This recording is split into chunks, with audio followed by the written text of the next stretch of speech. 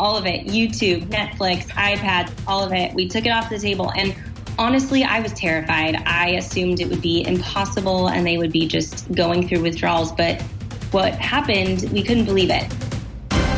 Welcome to Komando On Demand Insider, your fast-paced weekly update straight from Kim's desk to your ears. I'm Mike James, and in just a bit, Kim talks with an internet entrepreneur on how he's making money with Google Ads and just how much you can make. You're going to be surprised. Also, Kim covers how using Uber to get around might be more dangerous than you think.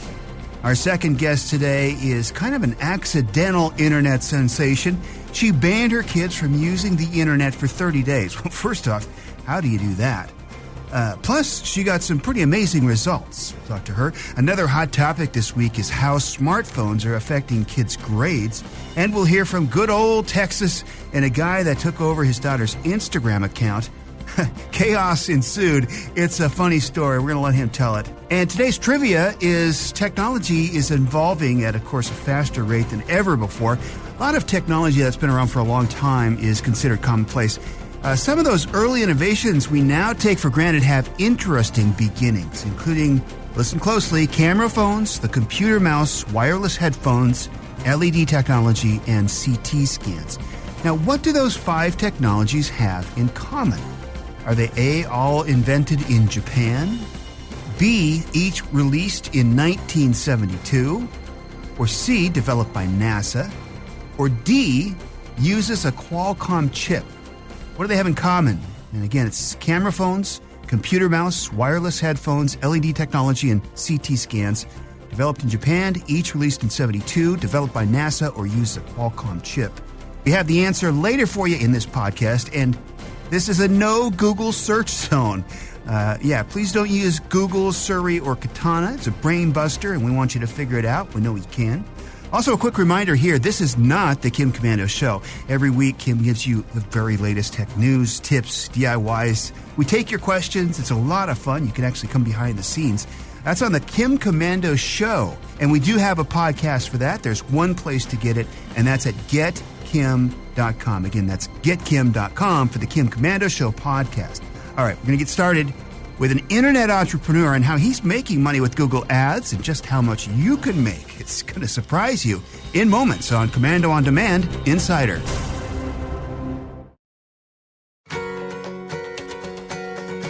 This is Komando On Demand Insider, where we talk to some of the most influential people in technology, the innovators that shape the future and the trailblazers who challenge and inspire us to do amazing things.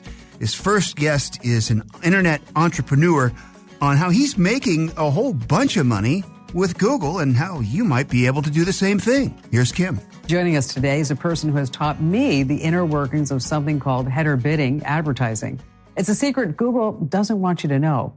And I'd like to give a big Kim Komando Show welcome to Heath Schaefer, founder of Niche Rev. And welcome to the show today, Heath. And I think we should start by explaining what exactly is header bidding to our viewers.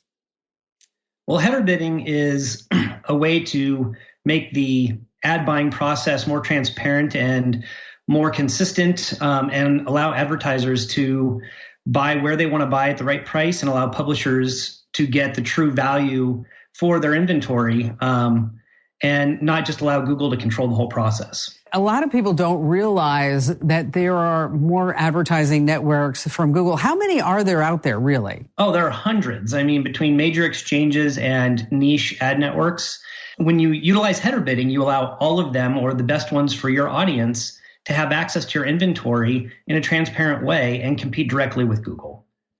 And so on your website, instead of just saying we want Google ads, we're going to let everybody out in the world go ahead and compete for that space. Does it take longer for those ads to actually show up on your website? A very slight delay, but through the right technology, we really control that. What's amazing is this entire auction process happens in under 1 second.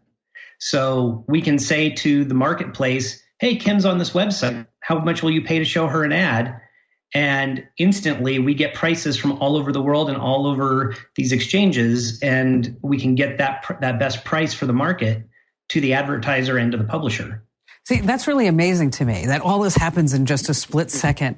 How much more money can you make if you get into this header bidding than just if you are just using Google Ads? Oh, it's actually really incredible. Depending upon how sophisticated someone's Google implementation is, it could be anywhere from an immediate 30% lift to a 400% lift. What are some downsides of it? Well, as you mentioned, there is that issue of latency, that if you try to do too much with this auction process, you can impact the user experience on your website by making it take too long or interfering with content load.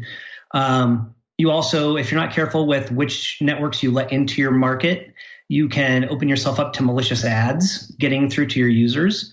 So there are a lot of things that a publisher has to manage on a technical side to do this responsibly and successfully. Now, I find your story about Cake Central really fascinating. Tell us a little bit about that. Well, Cake Central is where we first learned how to do all this ad monetization. Cake Central was founded in 2004 and was just a huge community site for cake decorators, and it still is. It's an amazing platform for us to experiment for our clients, to test all the best practices for advertising and delivery, and make sure that we really know that something's going to work before any of our clients ever have it on their site. And so when we start talking about online advertising, so many people are totally freaked out about all the tracking that happens. And obviously, in order to serve targeted ads, we need to have a whole bunch of tracking.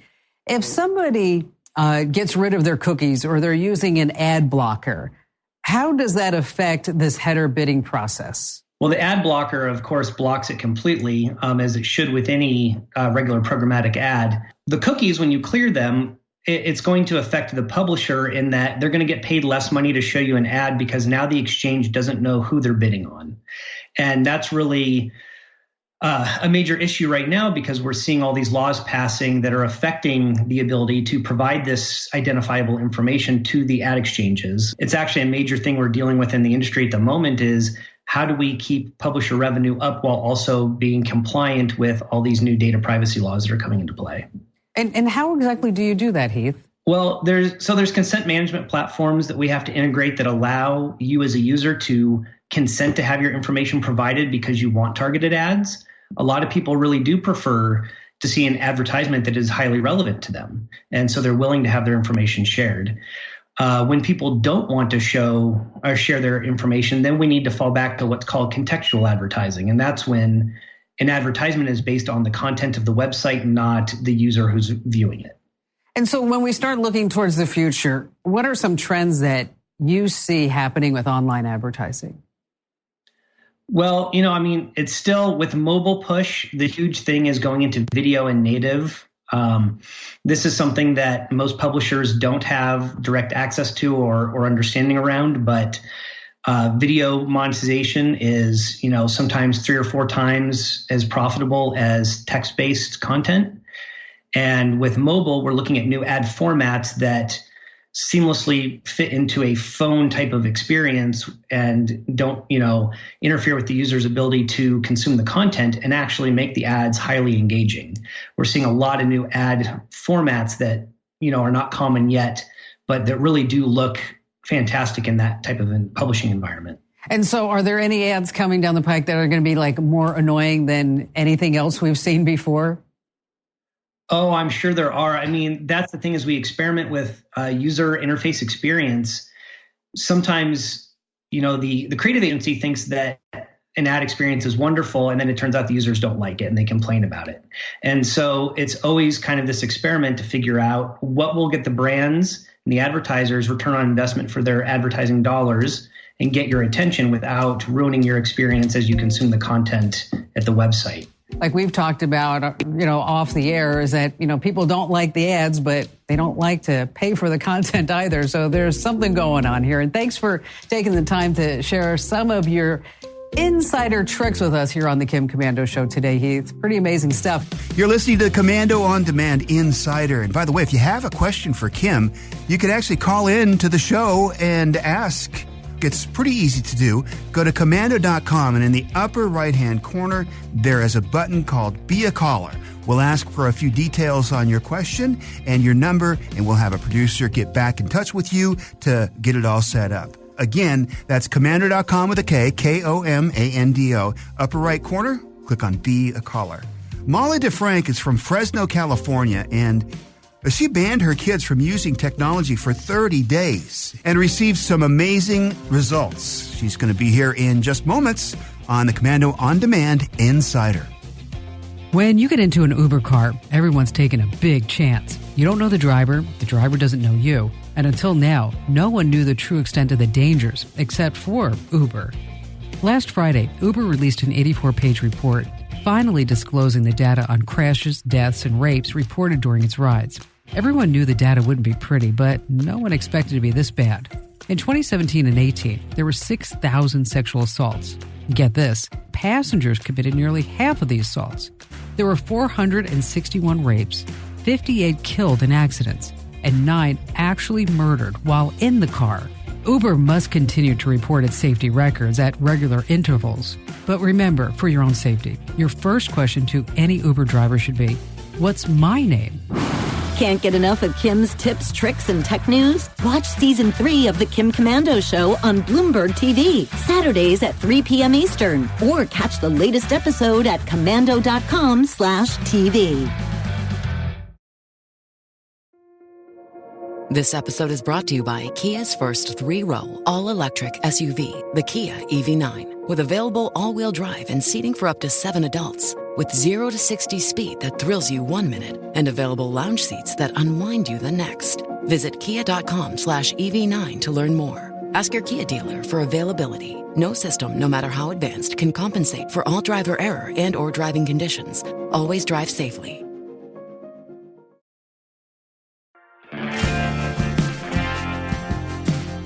Here on Komando On Demand Insider, we want to keep you on the cutting edge of technology and what's going on in the world. Our next guest is from Fresno, California. She banned her kids from using technology for 30 days. Well, I'm sure that was pretty tough, but she received some amazing results. Here's Kim. We have Molly, who's joining us from Fresno, California. Hi there, Molly.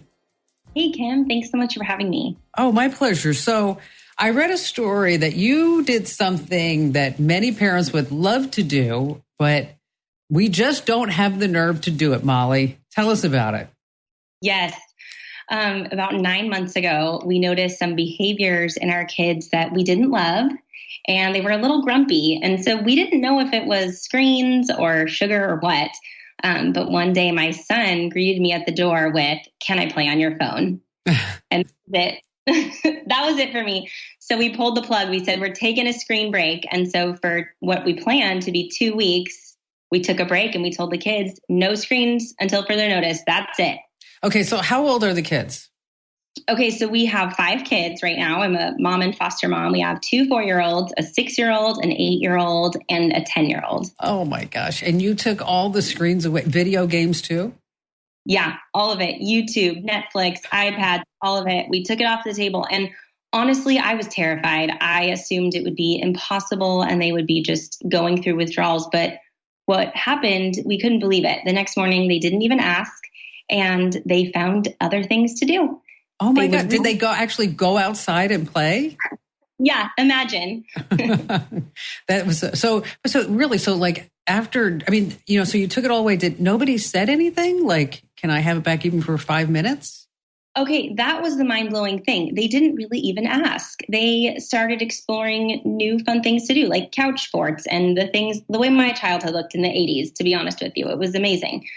So we planned to do this for 2 weeks, and then it was so good that we did it for 30 days. And it was a detox. That was our plan. So it was fantastic. So what we did was we used this time to observe what their interests and talents were and how quickly they would improve in reading levels. And we started to kind of feed those interests. And then we made a long-term plan at the end of that. Like, how do we want technology to work in our home? Well, and that's really smart. So before you did the digital detox, what were the limitations on their screen time before and then afterwards? I'm sure as you gave it back to them, you just didn't say, okay, here we go. Just here's 24/7. You can do what you want.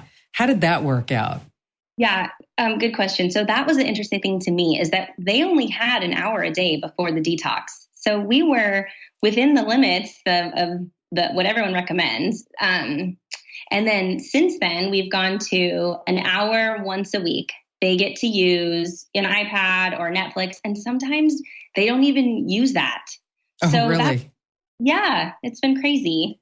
And so what was the biggest surprise that you saw in the kids afterwards? I mean, aside from them just like going out and finding new interests, and then, I mean, you guys going on hikes or walks, or was there something really like monumentary, like, okay, this is a fundamental shift? Yeah, that's a good question. I think it was how pervasive, but how much it impacted their behavior and their attitude and their minds all the time, even with just an hour a day.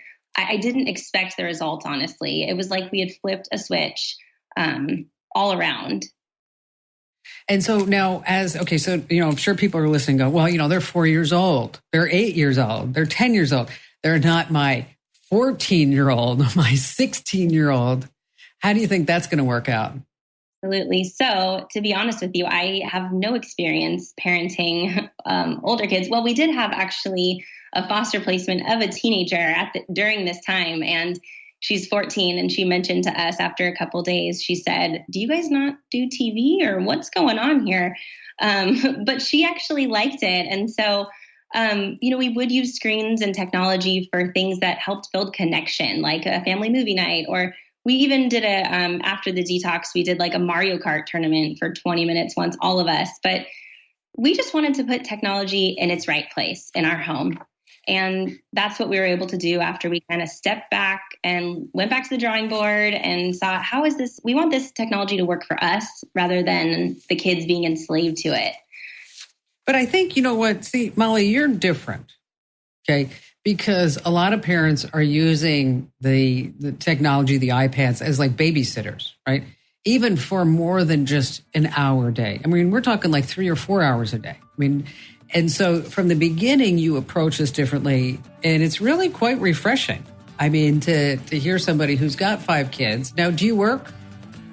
I stay home. Okay, with them. Which is fabulous, and that's where you should be, a stay-at-home mom. I think that's, if you could do it, that's the best way to start nurturing and having, kids that will turn into self-sustaining adults, But this whole digital revolution, it's hard for parents to say, you know what, I want you to put it down. Yeah, so it's kind of crazy. Parents are looking at different ways of trying to deal with this. But thanks, Molly, for sharing, a really inspirational story about just doing the whole detox thing. And if any of our listeners, if you're going to try that with your kids, then I'd like to hear the results from you too. And just a reminder, you can always drop me a note through the webpage. Molly, a pleasure having you with us. You're listening to Komando On Demand Insider, and have you thought of an answer for our trivia question yet?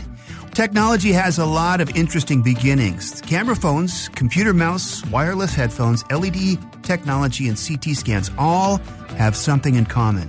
What is it? We're going to find out in the next segment. And our next guest is from good old Texas.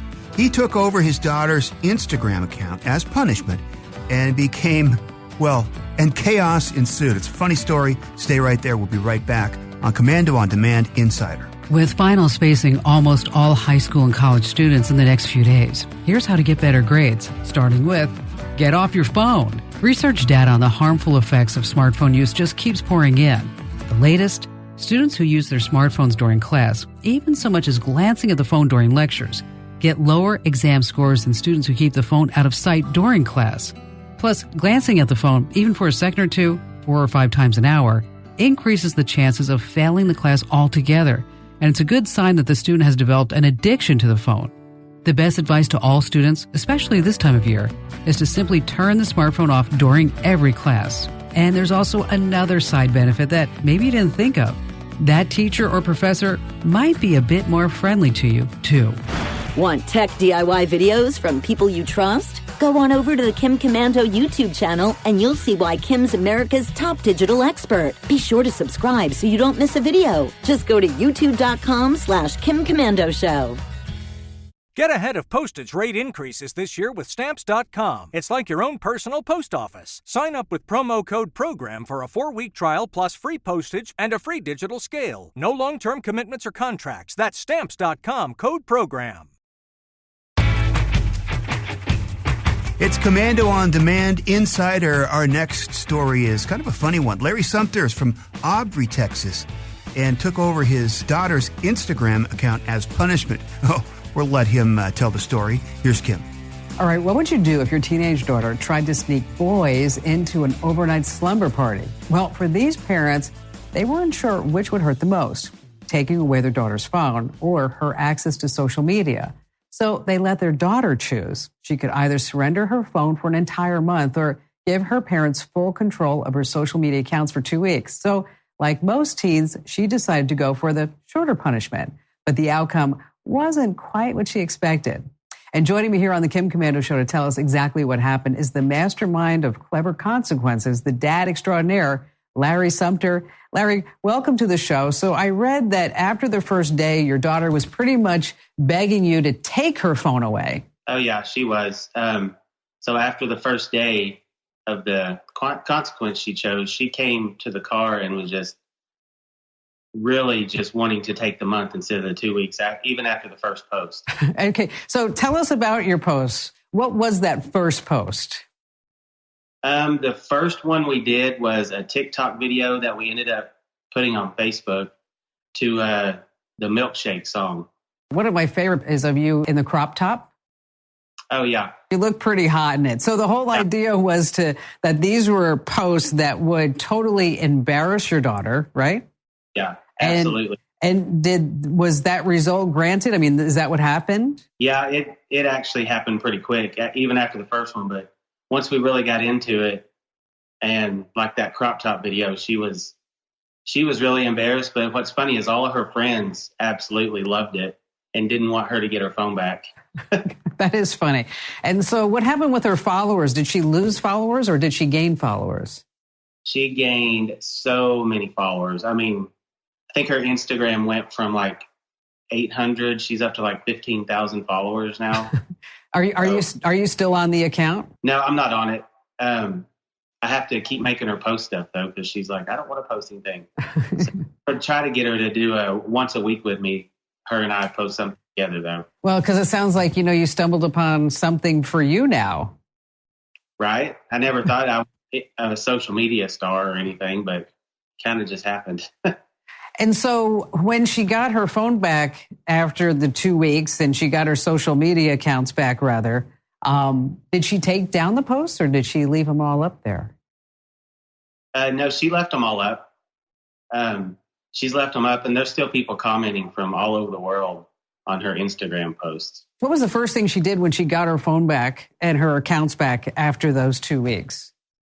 The first thing she did was she posted a picture, like a baby picture on her Instagram that said, I'm back and I'm sweeter than ever. # make choices. That is good. And so what was your favorite post that you put on her account? Oh, man, there were so many of them. Probably my favorite post on Instagram was the picture we posted where my wife actually dressed me up like a Visco girl with the teal shirt, the scrunchies on my arms, and with the T-shirt that said Save the Turtles. That's probably my favorite Instagram post. I especially like the accent of the wig. That was really a touch right there. Yeah, I'd forgotten about that wig. And so is that the post that garnered the most results? Actually, the first video got the most views as far as the videos go. It's I think almost 2 million views now. However, on her Instagram, that picture and then the one of me, I'm wearing a pink tank top with a flamingo, that got a lot of attention too. Has she learned her lesson? Is she on the straight and narrow right now? Has she gotten into trouble again? No, she's definitely on the straight and narrow because every day she'll do something just really little that doesn't warrant any punishment. But I'm like, I'm going to take your phone. So she knows that we're just looking for stuff now. Do you have any closing words for parents who may be faced in the same situation? Because I think it was actually very clever of you to let your daughter choose. Yeah, we always tell our kids life is choices. So, that's why we kind of let her choose, because whatever she chooses, she's going to have to live with it, which is life. So, that'd be my only thing is just let her, life is choices. And these days you have to be creative in your punishment because social media is so big and they have access to so many things. You got it. Hey, Larry, thanks so much for joining us today and sharing that hilarious outcome of your social media takeover account on your daughter. The Komando On Demand Insider Trivia question this week is, technology is evolving faster and faster than ever before, but there is some technology that has some things in common. We're talking about camera phones, the computer mouse, wireless headphones, LED technology, and CT scans. The answers could be, all were invented in Japan, each was released in 1972, all were developed by NASA, or they all use a Qualcomm chip. If you guessed C, all were developed by NASA. Good job. You moved to the front of the line. It's true. Inventions that would later develop into commonplace technology were first developed for use in space by NASA. If not for the space agency, you would also be missing out on things like scratch-resistant lenses and baby formula, believe it or not. All right, thank you so much for listening. Don't forget to like and subscribe. And if you have friends that you think might love this show, please share. It helps more people find us. And here now it's Kim with some final thoughts.